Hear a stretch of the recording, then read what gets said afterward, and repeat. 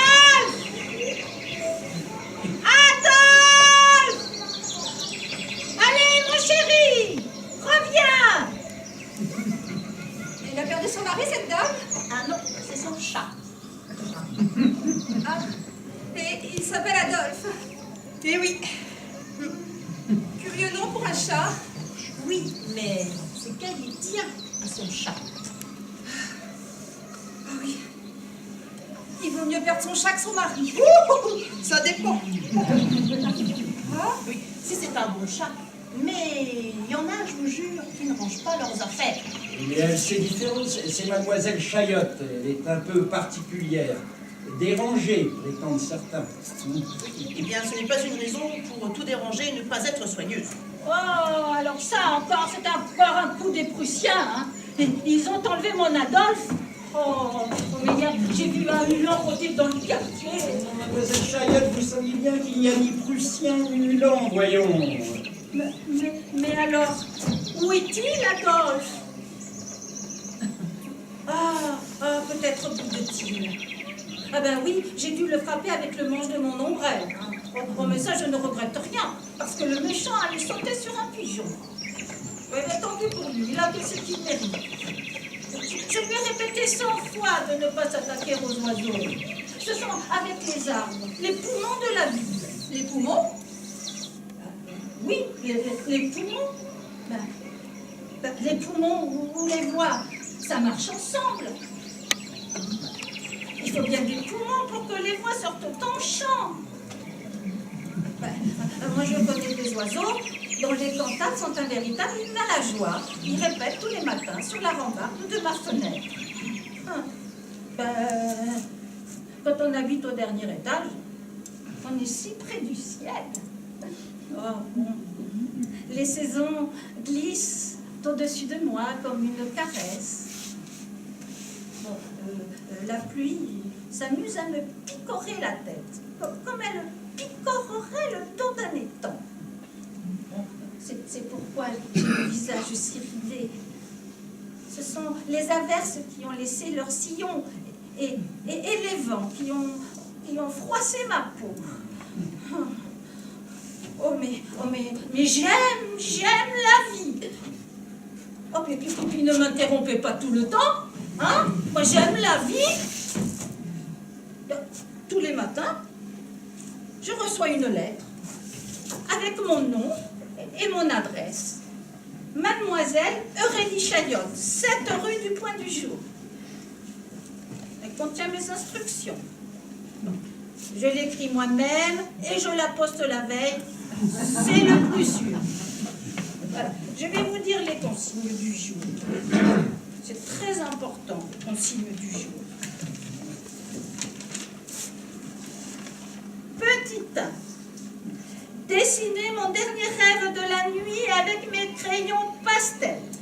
Bien m'appliquer au contour. Je commence à trembler un petit peu trop. Petit 2. Ne pas pratiquer la mélancolie avant 6 heures du soir. Petit 3. Pensez à recoudre le bouton de mon chemisier, celui du haut. Oh. Depuis qu'il a filé à l'anglaise et qu'il s'est décroché, je n'arrive plus à remettre la main dessus. Oh, mais c'est du mauvais coton celui-là. Oh, je l'aurais. Il perd rien pour attendre, le gaillard. Oh, j'ai mon plan. Petit 4. Relire ce passage de Claudine où elle parle si bien de son enfance. Avec mon amie Constance, nous aimions tellement ce passage. Oh, nous le lisions souvent à la pension. En cachette. Oui, parce que les sœurs nous répétaient sans cesse que Colette était un auteur dangereux. Enfin, non. Pernicieux, elle disait. Oh, elle voit le diable partout, hein, celle-là. Oh. Constance, ma chère Constance. Constance de Passiboulette. Ah, Constance.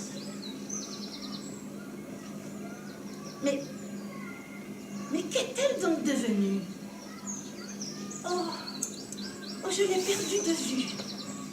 Mais j'égare si souvent les choses.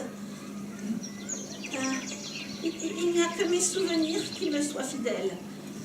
C'est comme pour mon Adolphe, hein? Oh. Adolphe, vous ne l'avez pas vu? Vous ne l'avez pas vu? Ah, je vais le chercher de ce côté. Adolphe! La pauvre, elle ne le retrouvera pas, son chat.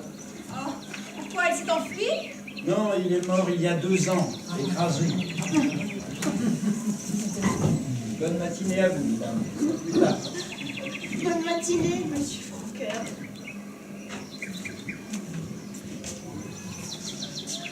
Oh, c'est monsieur Franqueur. Il a perdu sa femme. Comme la dame au chat? Ah non, lui, sa femme, elle est morte. fois de son départ. Il y a au moins 10 ans, enfin, à moins que ce ne soit 12, ils avaient emménagé à l'entresol pour ménager le vieux un franqueur qu'elle avait fragile. Donc c'est donc juste 5 marches à monter. Hein. Mais quand la fatalité frappe, personne n'est à l'abri. Ah ben, que dites-vous? Mais à vous, savez-vous de quoi elle est partie? Non. D'un accident de poubelle. Oui, un accident cardiaque. En fait, un matin, elle a voulu aider la concierge qui peinait à rentrer la bête. La roue s'était prise dans le caniveau. Hein. La poubelle a failli chavirer. Bon, elle a bien tenté de rétablir l'équilibre. Et puis, crac, elle est tombée d'un coup. La poubelle?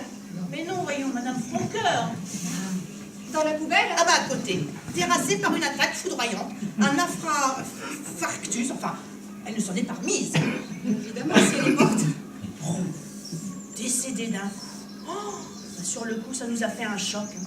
C'est que ça a ébranlé tout l'immeuble, hein, cette histoire. Et puis depuis, il y a des fissures partout. Pensez donc, un accident cardiaque de poubelle. Oh, c'était une si gentille personne, tellement serviable. Ah oui, mais elle en est morte apparemment, hein? Ah bah oui, ce sont les meilleurs qui s'en vont. Nous, on reste, mais on n'est pas pressés de partir. C'est comme ça. C'est la vie. La vie, la mort, tout ça, on est peu de choses. On perd son mari, sa femme, son chien, son chat, son temps. On gagne sa vie, mais tout passe et nous demeurons. Eh oui. Eh oui. Eh oui. Eh oui. Eh oui. Et écraser le chat de cette dame? Oh, c'est terrible ça, tous ces chats qui se font écraser. Une vraie malédiction. J'en ai perdu 3 de cette façon. Mais enfin, pourquoi les matous s'agitent-ils toujours à finir sous les roues des voitures? Vous êtes sûr qu'ils se font bien écraser? Bah, pourquoi vous me dites ça? Oh, oh, parce que on sait ce qu'on sait. Ah, vous m'intriguez. Que voulez-vous dire?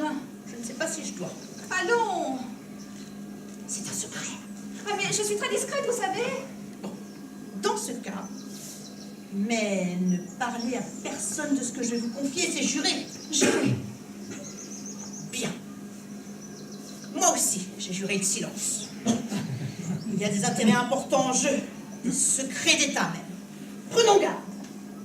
Des yeux peuvent nous écouter et des oreilles nous voir. Attention! Enfin, allez, dites, vous me faites frémir. Voilà. J'ai appris qu'ils capturaient les chats pour en faire des expériences avec leur fourrure. Non. Si. Oh, quelle horreur. Oh, des manteaux en chat. Oh, vous me donnez la chair de poule. Ce seraient les Chinois qui seraient là-dessous. Tout un trafic clandestin, vous savez, une vaste conspiration. Une conspiration du silence. Un complot à l'échelle planétaire, mais... Oui, enfin, bon, il faut appeler un chat un chat. Ça ne m'étonne pas d'eux. C'est une race cruelle et fourbe. Les chats, vous parlez des chats? Mais non, des Chinois. Enfin, ce sont des êtres fourbes et cruels. Enfin, c'est bien connu, et de tout temps. D'ailleurs, tenez, on dit bien, c'est du chinois, ça, pour parler de quelque chose de compliqué. Et puis, rappelez-vous, les supplices chinois, les casse-têtes chinois, les chinoiseries, les ombres chinoises, les estampes japonaises. Et maintenant, les chats. En effet, on prédisait bien quand la Chine s'éveillera. Eh bien, c'est fait. Ils n'ont toujours dormi que d'un œil comme les chats. Et maintenant, ils les ont grand ouverts. Ouverts? C'est ça, le péril jaune. Les Chinois réveillés aux yeux grands ouverts. Mais bridés tout de même.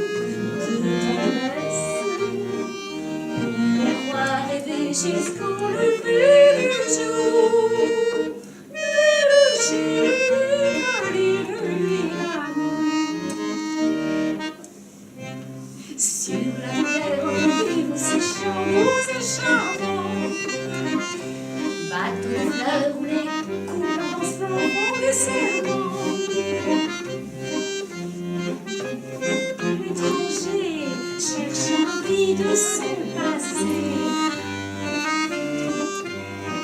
La joie perdue,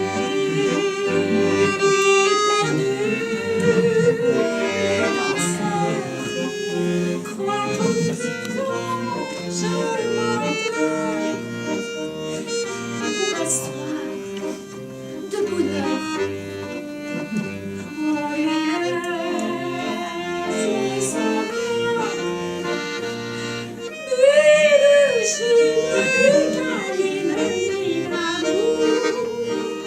nuit d'ivresse, de tendresse, on croit rêver jusqu'au lever du jour. Nuit de qualité, nuit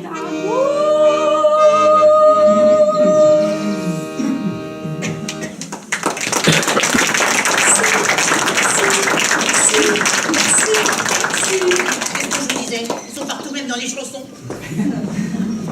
Et cette chanteuse, elle n'est pas plaisante. Pas aussi belle que la caillasse. Vous connaissez cette chantatrice célèbre? C'est pas le même genre. Mais c'est une chanteuse des rues. Oui, mais ça se trouve, cette chanteuse-là, c'est une espionne envoyée par eux. Elle n'avait pourtant pas le type chinois. Oh, mais vous savez, ils sont assez malins pour se déguiser, hein, prendre notre apparence, vous savez, comme ces animaux, les comaléons. Des caméléons, vous voulez dire? Oui, c'est ça, les carrés de Léon. Ils savent même parler notre langue. Des caméléons. Mais non, eux, les Chinois, et sans accent. Ils se répandent dans toute la population, s'ouvre-rétrécissant, comme on dit, jusque dans notre square. Et je crois bien déjà avoir surpris cette chanteuse ici. Enfin, c'est réellement une chanteuse. Et vous lui avez adressé la parole? Ah bah non, alors ça sûrement pas, hein. Jamais de la vie, hein. Je suis pas une collabo, moi. Hein. Je ne fais pas le jouet de l'ennemi. Mais je l'observe du coin de l'œil. On la surveille. Des fois. En effet, c'est troublant à y bien réfléchir. On ne peut se fier à rien ni à personne. Bah ça c'est sûr et même certain. Et puis, si ça se trouve, vous aussi vous en êtes une espionne. Et pourquoi pas, moi aussi sans le savoir. Vous ne me suspectez pas quand même. Mais non, je plaisante, oh là là, oh, je me fais rigoler. Vous me rassurez. Mais... Dites-moi.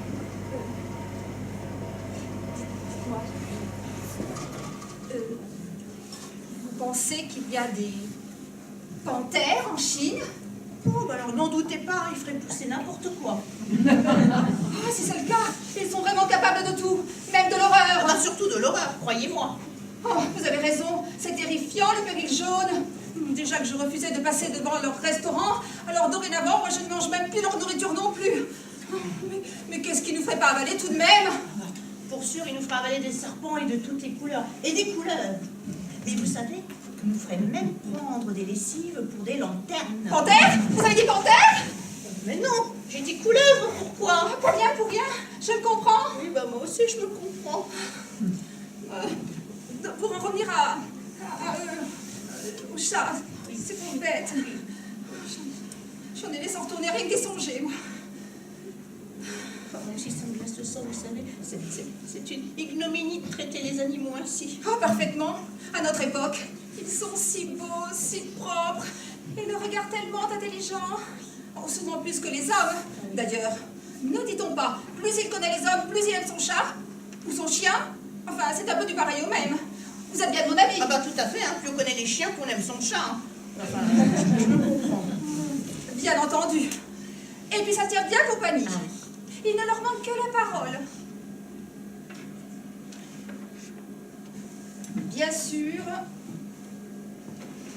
quand un matou en chasse miaule toute la nuit, après une chatte qui a ses chaleurs, c'est pénible.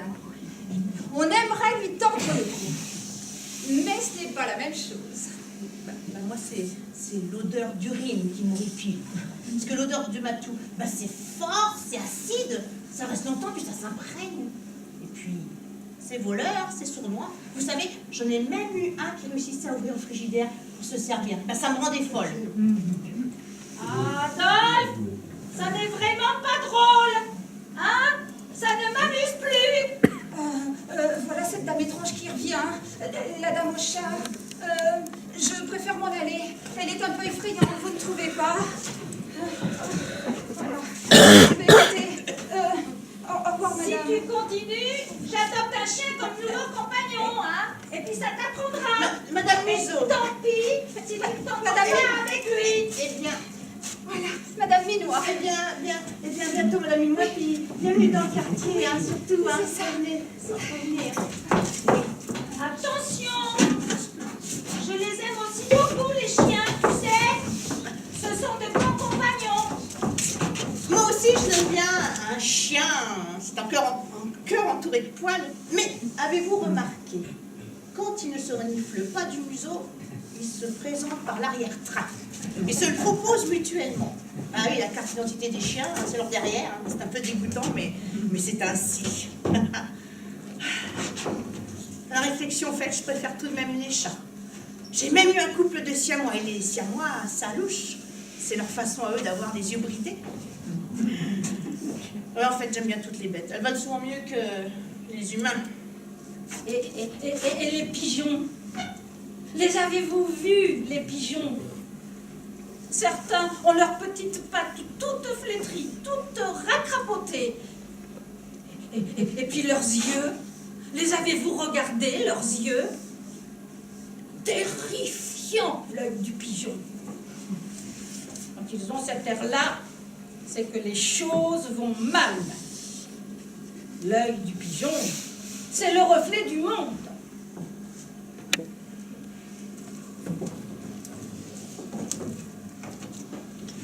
Bizarre, hein, un œil de pigeon. Ça vous regarde à l'intérieur, ça vous fouille, ça vous tripatouille, et c'est sans fond. J'avoue que je n'y avais jamais songé, mais c'est inquiétant, ça. Oh, mais certains jours, ils me font peur. L'air de la ville en est tout changé. Oh, bien sûr, tout est à sa place, hein. Apparemment. Bon, la petite épicerie, le salon de coiffure, la fleuriste, rien n'a bougé. Non, non, non, non. C'est dans l'âme que ça se passe. Observez bien l'allure des passants. On croirait voir des automates. Leurs silhouettes perdent leur contour. On dirait des fantômes. Moi, ça me fait froid dans le dos.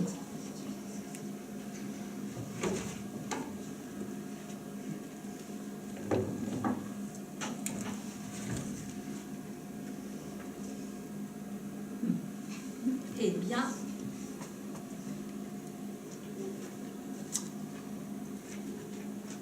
moi j'ai un trou. Je vous dis qu'elle n'est pas bien. C'est l'âge. On avait remarqué. Un aveugle. Observez-les bien. Je fais ça. Un aveugle, c'est quelqu'un qui a perdu les gens de vue. Hein? Eh bien, c'est l'effet qu'ils me font. Il ne se voit plus, il ne voit plus personne. Et pas besoin de canne blanche pour s'en apercevoir. Alors, vous avez de ces expressions, vous? Non, non, non, non, non. Non. C'est la forêt humaine qui va mal. Très mal. Et il faut la repeupler. Voilà. La repeupler de regards, de sourires, de rires. Ah, et surtout, de rêves. Eh ben oui, les hommes oublient de vivre leurs rêves. Ils préfèrent rêver leur vie à grands coups d'images, d'affiches, de bruit et de bruit sans musique. Mais c'est terrible, ça. Au début, moi j'en croyais pas mes yeux. Je croyais que c'était mes lunettes qui me jouaient des tours. Oh, mais c'est capricieux des lunettes, hein. Ça n'en fait qu'à sa tête. Ça passe tout à la loupe. Et puis, ça ne veut voir que ce que ça veut bien voir. Et souvent, pas plus loin que le bout de mon nez. Ouh, quand même. Enfin, heureusement que je les ai. Parce que sans elles, je serais un peu perdue. Non. C'est la forêt humaine. Le monde bat de l'aile. Assurément. Et ça, j'aurais dû m'en douter. Hein. Ah oui, depuis ce moment-là où une nuit, j'ai eu ce corbeau qui est venu frapper à ma fenêtre. Oh, mais c'est qu'il insistait, le gaillard. Son bec, là, toquait et retoquait au carreau, là. Il regardait dans ma chambre. Tout s'était dilué autour de lui. La nuit, la ville, la rue. Il était comme suspendu entre deux airs. Je crois qu'il avait peur. Et qu'il venait chercher refuge chez moi. Mais je ne lui ai pas ouvert. Non. Parce qu'il m'effrayait un peu avec sa grande robe, là. Vous savez, c'est cette robe noire de juge ou de curé. Ah non. Oh, mais maintenant, là, je suis sûre, là, que c'était un avertissement. Le monde a besoin d'elle. Oh, pas d'ailes de corbeau, bien sûr. Non, c'est tout noir. Ça a des reflets. Ça fait très chic pour sortir dans le monde. Je vous l'accorde. Mais ça ne fait pas bien s'envoler les choses, hein, cette couleur-là. C'est bien connu. Non, il y faudrait plutôt du bleu. Du bleu? Oui. Du bleu. Un beau bleu azur. Oui, pour mieux soulever les humains du sol. Pour leur permettre à nouveau d'être des arbres bien plantés entre ciel et terre. Vous voyez? Parfaitement. Bon, mais c'est vrai que par ici, il n'y en a pas beaucoup, hein, des ailes bleues. Eh bien, c'est pas grave. Il faut se les faire pousser dans la tête. Quand ça bourgeonne un peu en soi, que ça devient du duvet, en prendre grand soin. C'est fragile comme du cristal. Mais si l'on sait s'y prendre, elle résiste à toutes les tempêtes lorsqu'elles sont grandes. C'est le seul moyen de se tenir debout, droit dans la vie, les ailes bleues. Ah, si, je vous assure. Oh, je crois que mes ailes commencent à fatiguer. Il faut que je me repose un peu, là. Chez moi, ce sont les jambes qui fatiguent. Moi aussi, je connais ça. Venez là.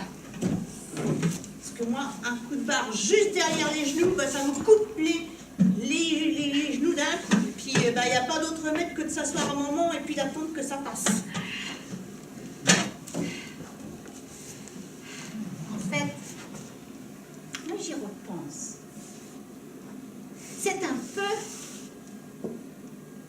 comme si on devenait des anges. Mais des anges en dedans. Des anges calmes. Avec de larges ailes. Merci, monsieur. Pas trop large tout de même. Hein. Il ne faut pas que ça prenne trop de place dans la tête.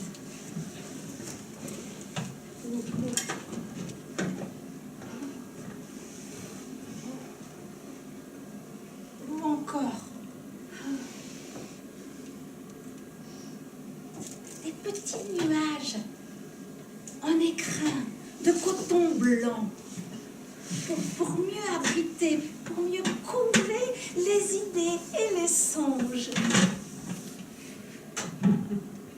Voilà, un petit nuage dans la tête, aux ailes bleues d'oiseaux.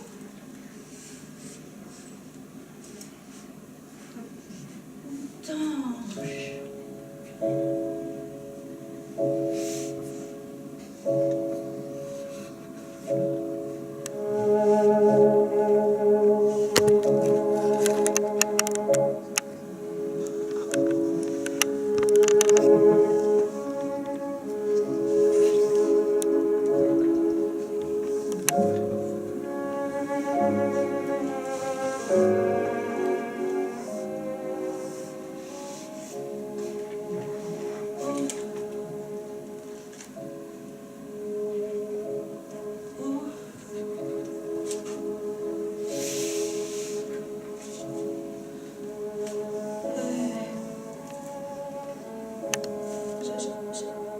J'en étais où?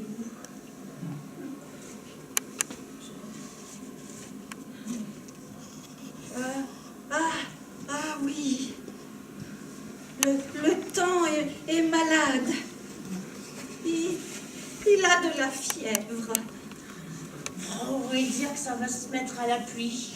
Oh bah oui, je le sens bien, hein. J'ai mes rhumatismes qui me reprennent, et puis alors j'ai, vous voyez, là, j'ai la nuque qui est toute bloquée depuis 2 jours. Avec ce temps-là, bah moi, ça m'empêche de dormir. Et puis vous savez quoi? Eh ben, la chatte de la concierge s'est passée plusieurs fois sa patte derrière l'oreille, et ça ne trompe pas. C'est un mauvais signe, le mauvais temps arrive. Ah mais moi, je parle pas de la pluie, ni du beau temps, moi. Ni du temps qu'il fait. Mais du temps qu'il faut. Le temps qu'il faut pour quoi faire? Le temps qu'il faut pour faire les choses. Faire les choses? Oh, mais vous comprenez rien aux choses, vous, décidément, hein? Mais le temps, c'est la respiration des jours. Ah, vous voulez dire qu'on manque d'air? Ah bah vous avez bien raison, hein. On étouffe certains jours. Et puis alors l'air de la ville n'est pas aéré. Et vous savez quoi? Assise là, à la hauteur des pots d'échappement des voitures, eh ben c'est malsain. On manque d'air, c'est sûr. Oh, mais ça, bien sûr, hein, qu'on manque d'air. Ouais. Mais moi, je vous parle pas de ça. Oh, le temps nous manque, nous fait défaut. Mais c'est une rivière qui ne coule plus juste. Oh, mais c'est pour ça que les gens courent partout sans savoir où. Leurs yeux fiévreux ne savent plus où aller. Ils deviennent des spectres d'hommes, hantés par leur fièvre. C'est une véritable épidémie. Et moi, j'en suis inquiète. Oh, mais comment guérir le temps? Comment raccommoder le tissu des jours? Ça part en lampe, en lambeaux. Hein? Et pas moyen de rabauder tout ça, même avec du bon fil, du fil de temps. Il se défile toujours, tout le temps, mais c'est un problème, ça! Bon, ben, puis je vais aller faire mes commissions, moi. Oh, le temps, c'est une chose, hein. Mais l'espace, l'espace,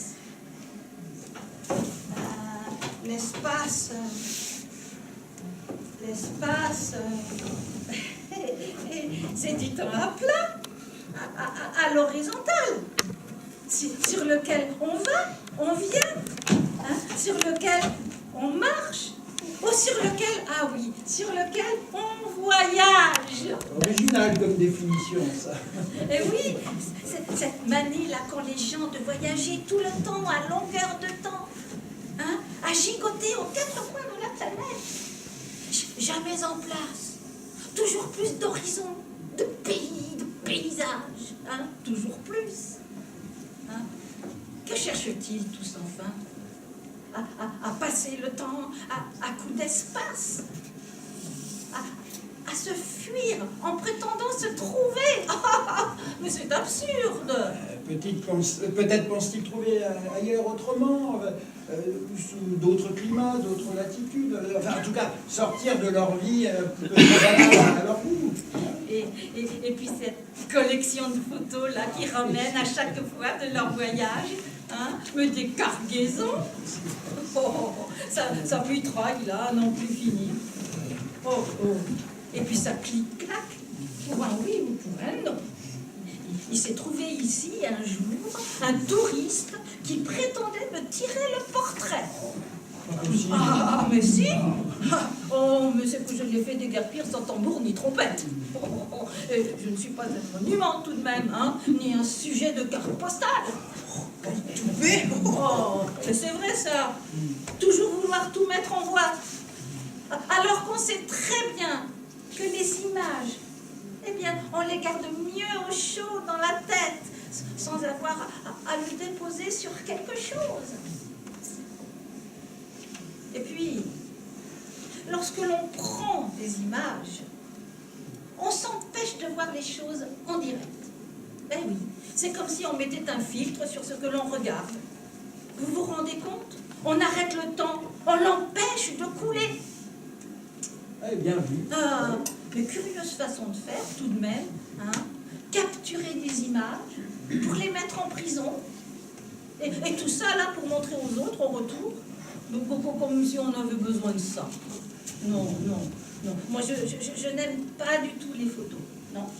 Je trouve que ça enlève l'âme des choses et des lieux. Et voir, peut-être, des êtres. Non, non, moi je préfère les voyages que l'on fait sans bagages. Et des voyages sans bagages, c'est moins lourd à porter. Moi aussi, je rêve de voyages immobiles, de voyages imaginaires. Ce sont de loin les moins coûteux et les plus enrichissants, les voyages imaginaires. Là. Partir au fil d'un nuage sur la mer du ciel. Voguer sur l'eau d'une rigole à bord d'une petite feuille et se laisser embarquer par le courant. Déchiffrer dans les feuillages tout un tas de dialectes étrangers. Entendre le bruissement du monde, sa musique. Et déchiffrer les idéogrammes que la lumière trace sur le sol. Vous parlez bien, monsieur Franqueur, on dirait un poète. Dites, vous ne le seriez pas des fois à vos heures? Possible, quand je m'y mets. En tout cas, nos beaux marronniers du square en automne valent pour moi largement tous les palmiers et les cocotiers des tropiques.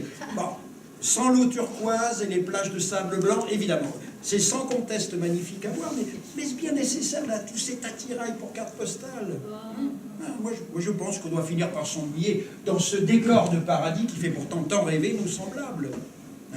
De plus, nos 4 saisons, là, bien contrastées, avec chacune leur charme propre, me semble préférable à un été perpétuel, non? Vous avez 100 fois raison. Voyager en France, encore, ça se comprend, on est entre nous. Puis notre pays est si beau. Mais partir à l'étranger, avec toutes ces langues qu'on ne parle pas, qu'on ne comprend pas, mais alors tous ces panneaux à déchiffrer, ça me dépasse. On peut toujours se faire comprendre par geste, par signe. Ah bah non, merci bien. On n'est tout de même pas des singes à gesticuler à longueur de phrase pour que le monde vous comprenne. Ah non, non, sûrement pas. Et puis tous ces étrangers qui ne parlent pas français, là. Quel enfer! Et puis à l'étranger, il y a des microbes, des étranges bizarres aussi, qui s'attachent bien et qu'on a du mal à se défaire. Hein, des maladies comme la fièvre jaune. Ah! Décidément, je n'aime pas cette couleur. Il y a la malariage aussi, le typhuge, la mouille tsetse, ou le choléra, la peste, ou la lèpre, on s'en va en petits morceaux. Oh, puis j'en oublie sûrement, hein. Tiens, la dernière à monter, la griffe à bière. Ah, bien, à bière. Oui. Bah, sans parler de tout ce qui ne nous ferait pas avaler là-bas. Hein. Ah, non, on est bien mieux chez nous avec nos maladies à nous qu'on connaît bien, vous savez. Une bonne grippe, ou une bonne angine, ou un bon rhume avec un bon croque, avec une bonne bouillotte. Oh, quel bonheur! Là, on est en pays de connaissance. Remarquez, l'hiver dernier, je suis restée 3 semaines au lit avec mon docteur et ça n'a rien donné du tout. Même avec ses soins et ses antibiotiques. Et vous savez, il m'a même fait prendre de la poudre de courtisane, c'est vous dire. Parce que, à ce qu'il paraît, j'avais atteint mes dépenses humanitaires. Je tenais plus debout, c'est pour ça que j'étais couchée. Mais j'y pense.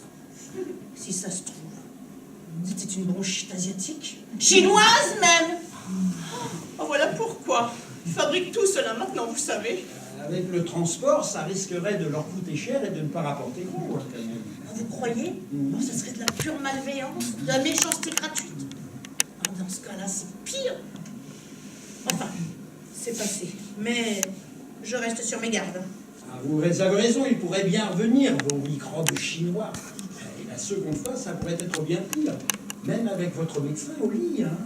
Oh, vous me faites peur. Mais non, les microbes chinois ou pas, ça n'existe pas. Non. Quand on tombe malade, c'est parce qu'on le veut bien. Le corps en a assez de tenir debout, voilà tout. Ah, il se repose. Mais comme il lui faut des prétextes pour se reposer, eh bien, il se fabrique des maladies et des tas de malaises qui vont avec. La sieste du corps, c'est la maladie du corps, c'est la sieste du corps. Et le corps sait très bien quand il en a besoin. C'est très bien quand il faut qu'il s'écoute. Vous me direz que certains exagèrent et qu'ils en font un petit peu trop. Et là, cela donne des maladies incurables. Hein. Des maladies qui prennent toute la place. Il y a aussi des êtres fragiles qui naissent ainsi avec cette fragilité en eux et qui partent plutôt que les autres. Alors là, c'est que c'est l'âme qui a pris toute la place. Se trouvant trop à l'étroit, elle a eu envie d'aller voir ailleurs. D'aller voir d'autres vies, d'autres corps peut-être. Et tout ça par curiosité. Les âmes curieuses, ça existe, savez-vous? Je ne suis pas certain que ce soit le cas de ma femme avec son cœur fragile. Oh, avec le cœur sur la main, votre dame était... Oh, pour partir si vite. Enfin, on en est parvenu en tout cas. Bon, bien que d'y penser, j'en ai mal au cœur, moi. Bon, allez. Moi, mes courses, elles ne vont pas se faire toutes seules. Non, c'est sûr. Non. Alors, j'y vais. Oh. Oula. Alors, il me faut du fil pour mon bouton. Mais qu'est-ce que j'ai pu faire de ce bouton tout de même? Ah! Il me fait tourner la tête à l'envers avec ses idées. Je ne sais jamais où j'en suis après l'avoir croisée. Je ne m'y retrouve plus. Il est habitué depuis le temps. Sûr qu'elle est un peu particulière, différente. Elle surprend toujours un peu, mais ça change des autres gens, des gens comme tout le monde. Et puis elle n'est pas méchante quand même. Hein. On a un peu toqué sur les bords, avouez. Hein.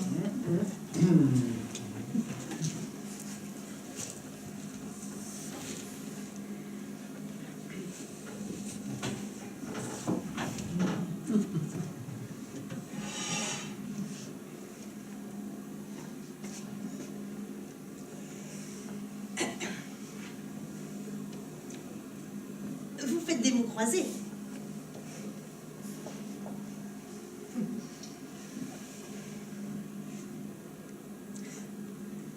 Tous ces mots, en haut, en bas, à gauche, à droite, ça me perturbe, hein, je ne sais plus où donner de la tête. C'est comme un rébus à résoudre, un jeu de piste à démêler. Ça occupe l'esprit, parce que vous savez, depuis la mort de ma femme... Oh, vous étiez un couple très uni, la pauvre partir si vite qu'il aurait cru. Moi, je préfère le Scrabble, ça me rappelle les dominos, et puis c'est instructif. Anticonstitutionnellement. Ah, ça c'est du vocabulaire. Anticonstitutionnellement. Bon, on ne sait pas trop ce que ça veut dire, mais ça impressionne un peu comme ça. Hein. Ah. Ça veut dire contraire à la Constitution. Ah oui. Oui, ben n'empêche, puisqu'ils vont chercher tout ça. Dans le dictionnaire, à la lettre A. Ah. Oui, A. Oh, vous avez fait des études, vous, monsieur Franklin, c'est pour ça. Pas beaucoup. La binois ne m'amuse pas. Mais je lis énormément. Je lis même un peu dans les livres. Ce sont de bons compagnons de vie, vous savez. Retrouver son livre, c'est comme retrouver un ami fidèle. Ben, moi, ce sont les animaux, les chats surtout. Ça me console des humains. Et puis, les animaux, eux, au moins, ne font pas la guerre. Pas encore, mais ça viendra. Monsieur Franqueur, vous plaisantez, j'espère. Ce serait si terrible. Rassurez-vous, ce n'est pas encore pour demain. Il y a bien un auteur de science-fiction qui a imaginé que les hommes inventeront un jour une machine, vous voyez, une sorte de petit casque avec des antennes que l'on poserait sur la tête des chats et des chiens, ce qui permettrait de les télécommander par ondes au cerveau et d'utiliser leur force, leur agressivité comme arme dans un conflit. Vous imaginez ça? Des griffes, des crocs, là, attaquant la nuit à une armée de choc que ces soldats nyctalopes de surcroît. Hein. Nectar. Vol. Mais quelle aggromination, ne m'en parlez pas, pour même plus Sophia, nos compagnons à quatre pattes. J'en frémis d'avance. Rassurez-vous, ce sont des histoires inventées. Hein. Justement, monsieur Franqueur, vous n'avez pas honte de lire de pareilles horreurs? Rien que d'y penser, il me songerait déjà une insomnie. Moi, je ne dors plus beaucoup, et puis vous savez, ça m'occupe l'esprit, ces romans. Ça fait partie un peu de mes voyages immobiles, mes voyages imaginaires. Il y a bien d'autres moyens de s'évader. Une belle histoire d'amour, par exemple, avec des tas de complications qui empêcheraient les amants de se retrouver, mais une femme arrive tout de même à la fin. À chacun ses plaisirs, Madame Buzet, chacun ses plaisirs. Hein? Des chats avec des casques sur la tête. Et des antennes. Non, mais qu'est-ce qu'ils vont pas chercher quand même? Bon, enfin, je vais vous laisser. Il faut que je prépare le repas. Vous savez, mon mari, il aime bien manger à l'heure depuis qu'il a attrapé son diable bête. Il est diablotique, vous savez. Bon, bah, bonne journée, monsieur Franqueur. Bonne journée à vous, Madame Museau. Je reconnais une qui va voir autrement ces petits félins.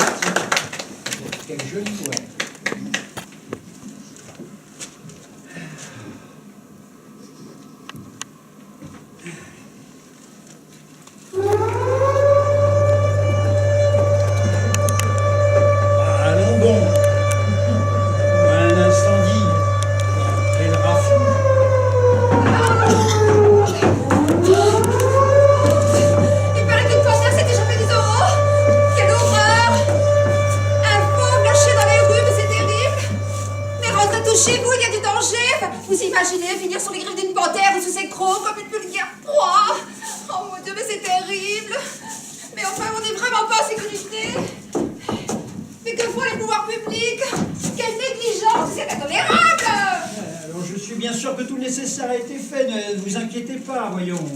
Mais vous ne vous rendez pas compte? C'est terriblement dangereux, les félins. Je vois déjà ces grands yeux jaunes me fixer, hypnotiques, immobiles. Et sa fourrure, toute noire, luisante, frémissante, prête à bondir pour se jeter sur moi.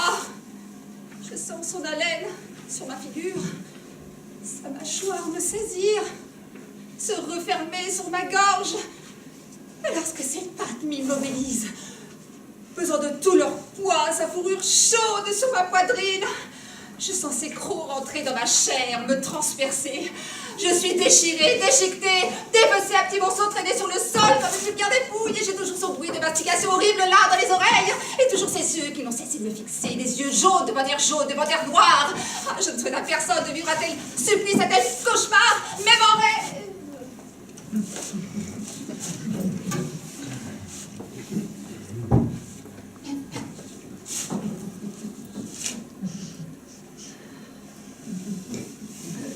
Bien sûr, il y a eu Sainte-Blandine avec ses lions, mais elle en a réchappé. Saint-Laurent rôti sur son grill. Saint-André sur sa croix en X. Saint-Étienne lapidé. Saint-Sébastien percé de flèches. Saint-Barthélemy écorché vif la nuit. Jeanne d'Arc brûlée vive. Ravaillac écartelé avec du plomb fondu versé dans ses plaies chaudaillées, et puis aussi les 11 000 vierges sacrifiées, et tous les martyrs, martyrisés, torturés, passés au fil de l'épée, éventrés, égorgés, étripés, empalés, énucléés, essorillés, émasculés, ou encore ébouillantés, noyés, enterrés vifs, trucidés, décapités, découpés en tranches, en rondelles, en petits carrés, hachés menus, passés à la boulinette, réduits en chair à pâté, en poudre, en poussière, en cendres, écrasés, écrabouillés, anéantis. Mais toutes ces horreurs ne sont pas pires que de finir sous ces bannières jaunes, vertes, noires.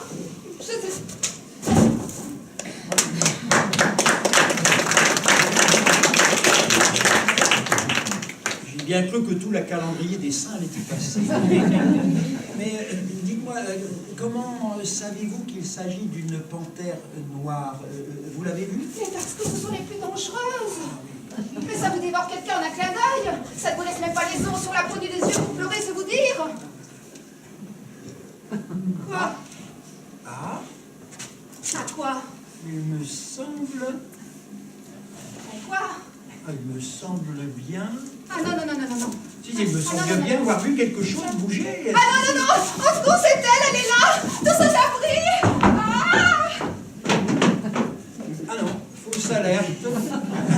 Ce n'était que le vent dans un mousquet.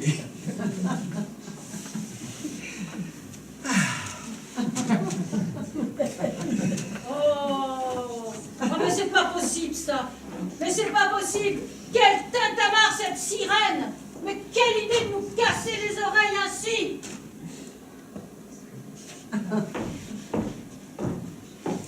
Oh bah alors, tous les oiseaux du quartier se sont envolés. Mais pas moyen d'être tranquille. Déjà de retour, mademoiselle Chayotte.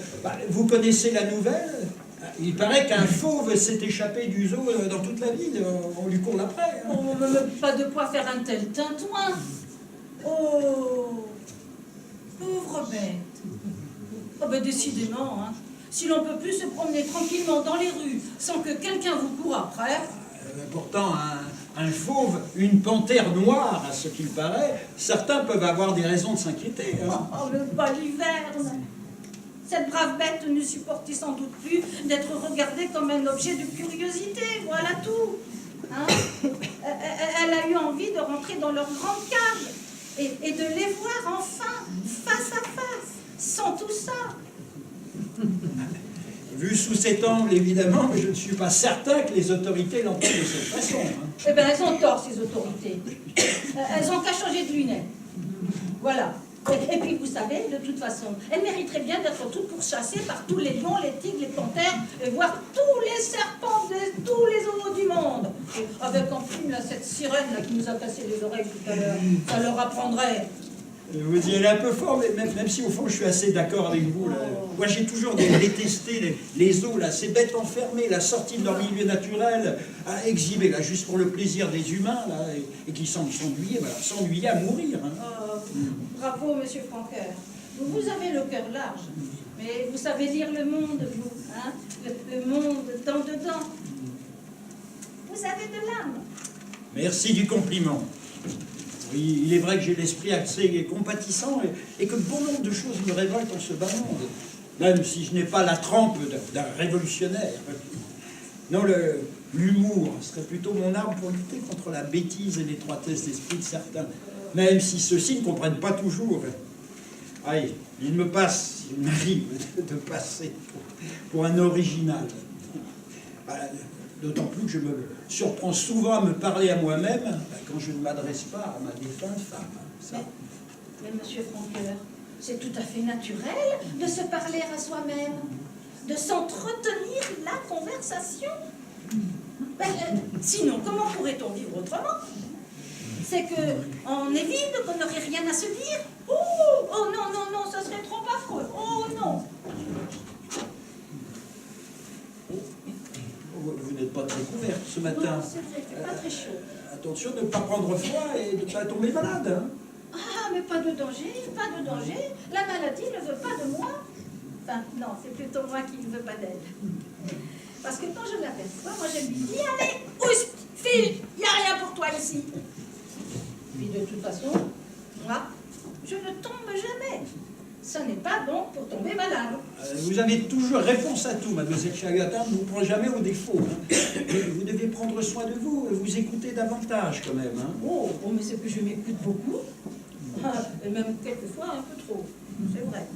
Vous savez, toutes ces idées, ces bavardages, ces images dans ma tête, eh bien ça prend toute la place.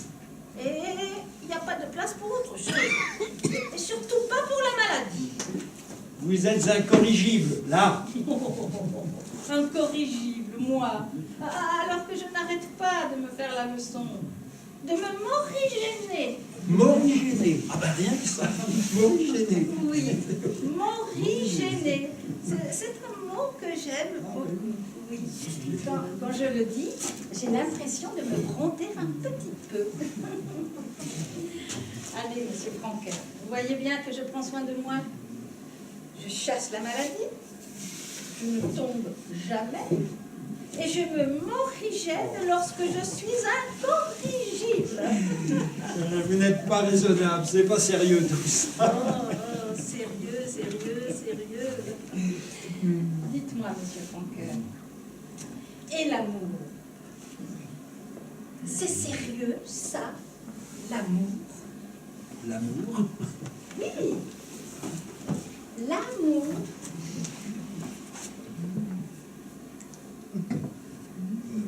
Tous ces gens-là qui se prennent, qui se déprennent et se reprennent à nouveau pour se redéprendre.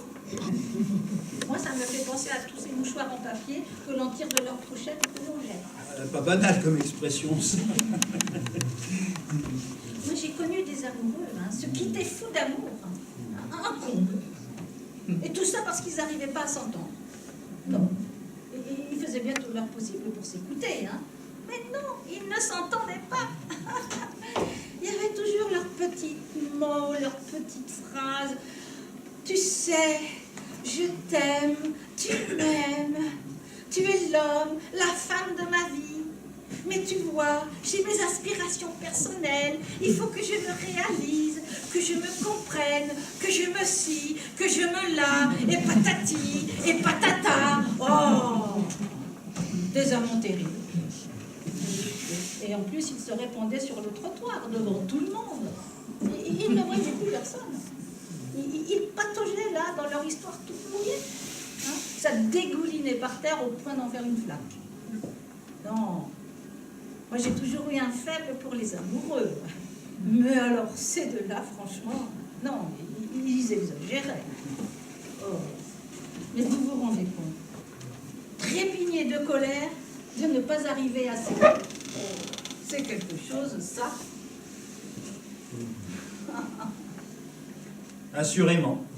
Une drôle de chose. Oh, remarquez que vous me direz, c'est vrai, ça n'est pas facile à faire. C'est vrai. C'est une drôle de chose, hein, le couple. Ben, c'est vrai. On se cherche, on s'attire, on se court après, on se colle, et puis après, on se détruit. Et parfois même, on en meurt. Ou alors c'est le contraire. On périt d'ennui à petit feu. Curieux phénomène. Et remarquez que pour certains, un gros chagrin d'amour, eh bien ça vaut largement un régime amaigrissant. Et que pour d'autres, effectivement, ça les fait grossir. Ben oui, parce que ça mange toute la journée, toutes les choses qui collent, vous voyez. On dit que ça compense, c'est ça? Ah, oui, c'est ça, mais quoi?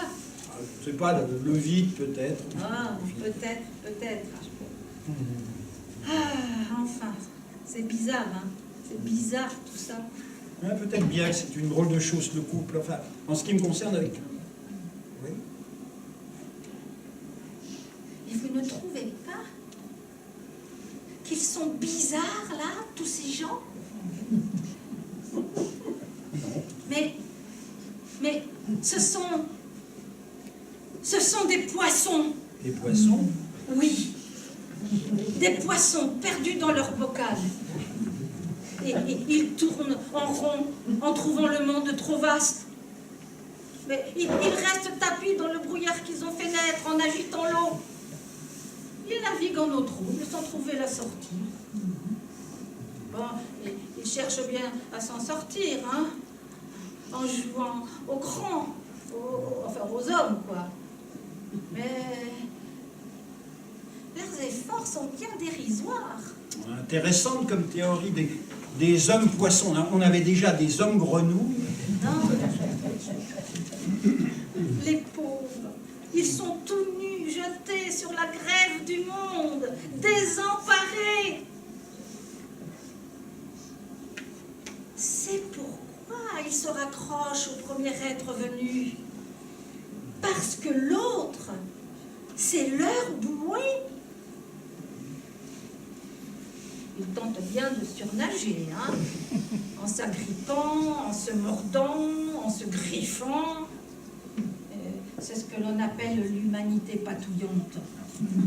C'est pas bien joli à voir tout ce bredouillage. Avec ma femme, nous nous entendions bien, peu de disputes, ou alors très vite on éclatait de rire. On n'arrivait jamais à garder notre sérieux, même lorsqu'on était fâchés. Oh, rien d'exceptionnel dans notre rencontre, juste ce sentiment de s'être toujours connu depuis le premier moment où l'on s'est rencontrés. Ah, une histoire sans histoire, un bonheur tout tranquille, jusqu'au moment où elle a dû partir. Et oui, je me dis que c'est comme ça, c'est la vie. Certains jours, je pense que je tarde un peu à la rejoindre, et que c'est doux aussi cette attente, et que malgré tout, l'existence est belle, et qu'il faut la goûter de tous ses poumons, du moins autant qu'il en reste. Oh, les poumons, toujours les poumons. Le souffle, hein. Encore lui, on n'en sort pas de ça. Toujours lui, et voire même à la fin et après. Je ne suis pas certain qu'il y ait quelque chose ou quelqu'un après la mort. Oh, bah si. Je me prends souvent à douter. Autant ce serait si terrible d'avoir devant soi la vie toute droite, là, sans rien au bout, sans horizon. Et puis je me dis alors que tout a un sens, même le départ de ma femme, et que, vous savez, lui être fidèle, c'est continuer à avancer, riche de ce qu'elle a pu m'apporter au fil de ces années communes. Elle m'a ouvert à la musique, à la poésie, au théâtre. Elle a semé en moi des graines que je me dois de faire pousser, d'entretenir. Et j'ai même l'impression que de là-haut, enfin de quelque part, elle m'adresse des signes, des petits clins d'œil. Tenez, cela peut prendre la forme d'un rayon de soleil sur un détail d'architecture, d'un chant d'oiseaux moqueurs dans un bosquet du square, ou bien encore d'un fumet de ragoût de mouton échappé d'une fenêtre. Les défunts ont des façons particulières de s'adresser à nous autres vivants. Oh, alors là, tout à fait d'accord avec vous, monsieur Francoeur. Parce que, à moi aussi, mes chers disparus parlent. Oui. Ah oui. Ma grand-mère, surtout. Oh, mais qu'est-ce qu'elle est bavarde. Le matin, souvent, au réveil, eh bien, je me retrouve avec des boucles. Des Anglaises. Des Anglaises? Oui, des Anglaises. Des Anglaises. Oui. Elle me disait toujours qu'une jeune fille se devait d'onduler, que ces vagues plaisaient aux anges, que c'était leur mère à eux, ces boucles d'enfants, qu'ils aimaient y tremper leurs ailes, et que l'on y trouvait l'écho de leur voix pour peu que l'on y prête attentivement l'oreille. Très joli, tout ça. Les anges. C'est elle qui m'a appris à entendre mes voix intérieures. Bah, au fond, parler des défunts, ce n'est pas triste, contrairement à ce que les gens pensent. Parler d'eux, c'est entretenir une présence rassurante. On ne se sent jamais seul avec eux. C'est peut-être une façon de les empêcher de mourir tout à fait. En tout cas, vous savez, nous sommes comme tricotés avec ceux dont on a partagé l'existence, qui nous ont aimés et que nous avons aimés.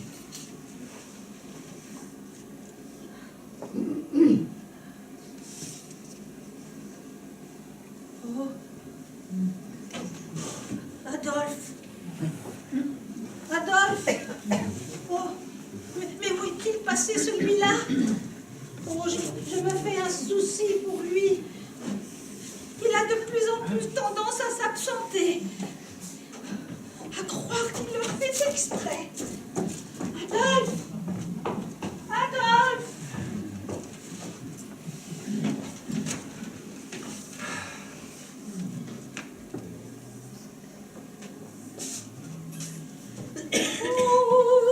J'ai deux amours, mon pays est Paris, toujours, mon cœur est ravi. J'ai deux amours, mon pays est Paris, toujours, mon cœur est ravi. Excusez-moi, je me croyais seule. Je vous ai dérangé par votre lecture. Ne vous excusez pas. Être dérangé de cette façon, il a été un réel plaisir. Vous avez une très jolie voix, bien travaillée, vous savez. Vous savez, merci, mais je suis chanteuse, c'est mon métier. Enfin, chanteuse des rues, même à mes heures. Je sais, je vous ai entendu tout à l'heure. Écoutez, vous m'avez l'air sympathique aussi. Si j'osais, je vous demanderais volontiers une petite faveur. Je vous écoute. Connaissez-vous l'adieu de Guillaume Apollinaire, mise en musique par Léo Ferré? L'adieu. Oui, assez bien. Cette chanson, c'était la chanson préférée de ma défunte femme.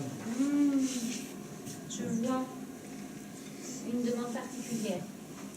Pourquoi pas?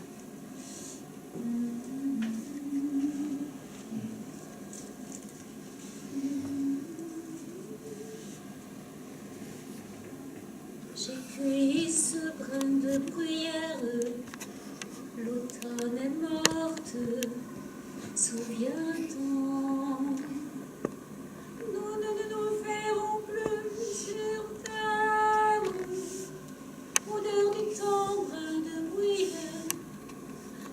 Et souviens-toi que je t'attends, et souviens-toi que je t'attends.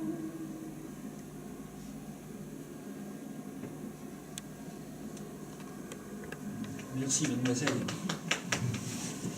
Excusez-moi, les souvenirs, c'est encore si présent. Ne vous excusez pas.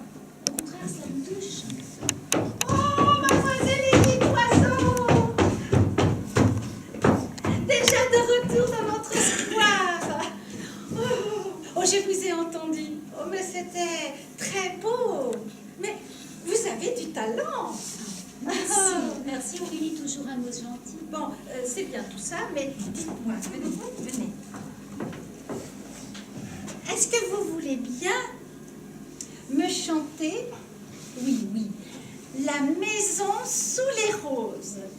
La maison sous les roses. Ça ne me dit rien, je la connais pas, cette chanson. Mais si, voyons, faites un effort. C'était une chanson d'après-guerre. Cela faisait... La la la la la. Elle parlait si bien du temps perdu, cette chanson. Oh, d'un jardin oublié sous la lune. Mais ces notes se prenaient dans les voilages comme des papillons. Oh, mais aidez-moi un peu, voyons. Ça ne me dit rien. Est-ce que ça faisait... Oh, mais non, vous le faites exprès, hein? Vous le faites exprès de ne pas savoir et d'embrouiller mes souvenirs. Je vous assure que non. Je n'étais pas née à cette époque-là. Oh. Je ne connais pas votre chanson. Ah bon? Alors c'est la faute à tout ça? Si ma chanson a disparu avec mon Adolphe? Adolphe! Oh, mais ce n'est tout de même pas lui qui l'a avalée, ma chanson.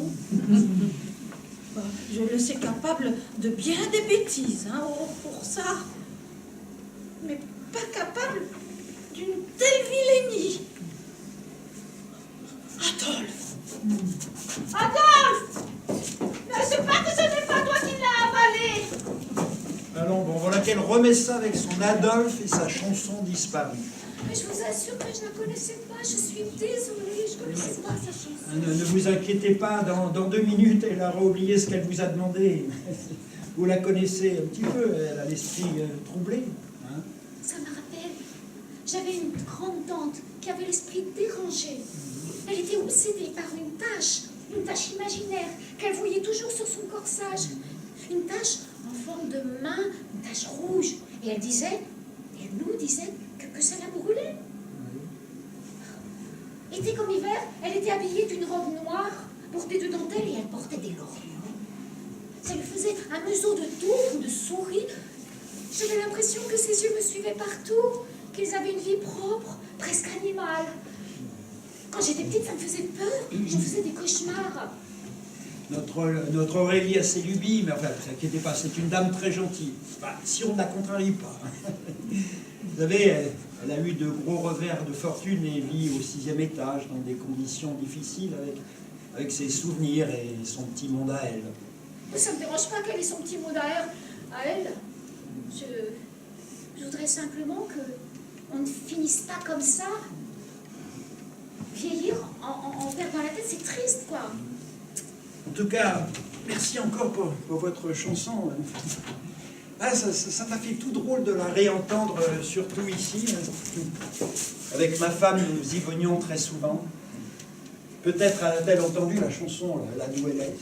Ah, si c'est le cas, je suis sûr qu'elle a apprécié votre interprétation. Elle aussi voulait être chanteuse, mais sa famille n'a jamais voulu.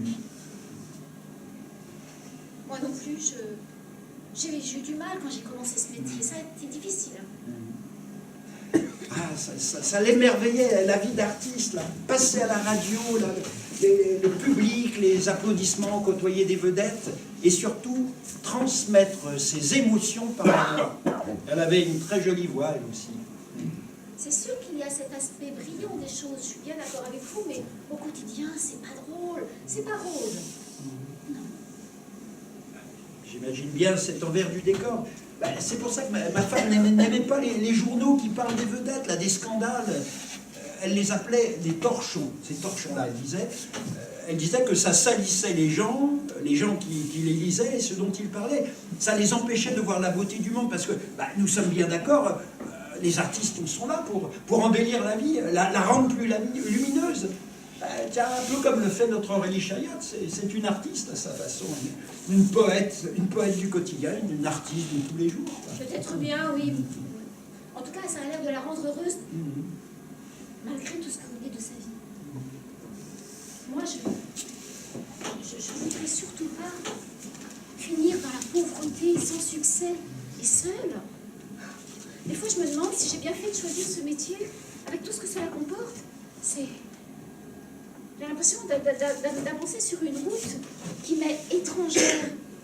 J'avance dans le noir, avec même pas une petite lueur pour me guider. Je suis perdue, des fois. C'est peut-être la quarantaine, ou le blues de la chanteuse. Le blues de la chanteuse de blues. C'est pourtant pas mon répertoire. Nous traversons tous à un moment ou à un autre des périodes de doute. Il semblerait qu'elles nous sont envoyées pour nous fortifier dans nos choix, vérifier que l'on est à sa juste place. Moi, je pense que nous sommes sur Terre pour suivre notre voie. Notre voie, en ce qui vous concerne, notre vocation. Et cela malgré les difficultés, en se nourrissant aussi de nos faiblesses, de nos fragilités. C'est vrai? Ma voix. Ma voix, c'est ma voix. C'est ma vocation. Mais je m'en souviendrai. Mais je sais que c'est dur, mais il nous faut vivre selon nos rêves, être à la hauteur de ceux-ci, contre vents et marées, braver l'adversité, sans doute pour mieux se trouver. Vous faites bien vraiment de me dire tout ça. Pour un peu, je sombrais dans la neurasthénie, il était temps. Contre vents et marées pour mieux se trouver. Et ça ferait un bon thème de chanson. Dommage que je n'écrive pas. Mais pourquoi ne pas vous y mettre là, Ah oui, hein? pourquoi pas. Oui. Ah, vous savez, quand je chante, le chant pour moi c'est la vie. Je suis heureuse quand je chante, j'oublie tout. Je me sens traversée par quelque chose. Je me sens pleine, comblée par cette chose qui me dépasse. Je me sens plus grande de l'intérieur. Ah bon. Et puis, très modestement, j'ai l'impression d'apporter un peu de joie aux gens.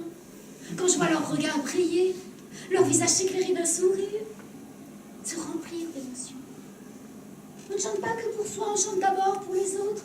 Et cette joie qu'on leur offre, ils nous la restituent. C'est un échange. Tout à fait d'accord avec vous. Vous avez pu voir tout à l'heure à quel point votre chant m'a touché. Allez, tenez bon, vous êtes faite pour ça. Tenez. Mais je Voici ne ferai pas, surtout pas. Cela n'a rien à voir avec l'argent. Vous m'avez 1000 fois remercié déjà. C'était de bon cœur. Je ne voudrais pas vous froisser. Merci, monsieur. Vous avez été vraiment super pour moi. Vous m'avez remonté, j'étais sans ressort et vous m'avez redonné confiance. Vous m'avez remis sur ma voie. Je vais être en retard là. Il faut que je m'en aille. J'ai une audition pour un cabaret cet après-midi. Il faut que je passe chez moi. Je vais me refaire une beauté. Écoutez, bonne audition dans ce cas-là. Et merde, c'est ce qu'on dit dans ce cas-là. Oui, hein. merde. Alors, merde Et peut-être qu'on se reverra. et remerde. Oui. Peut-être qu'on se reverra. En tout cas, je suis heureuse de vous avoir rencontré. Oui, moi aussi, je l'espère. Et encore, merci pour l'adieu.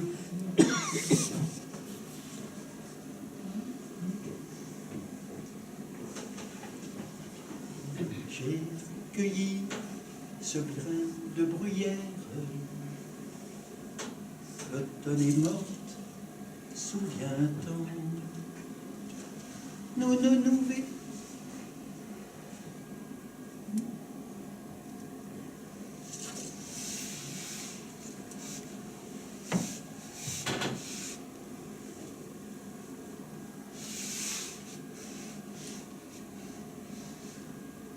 Violaine,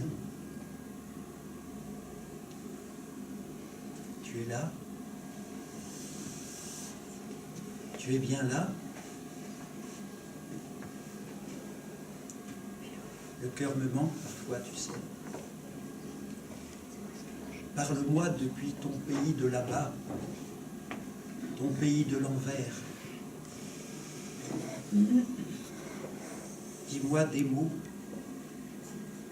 des vrais mots, des mots qui font chaud. Dis-moi qu'à toi aussi je manque, que tu veilles sur moi, que par-delà l'absence, nous sommes ensemble, l'un près de l'autre, que je sente ton regard sur mes jours, ta présence dans mon dos, ton souffle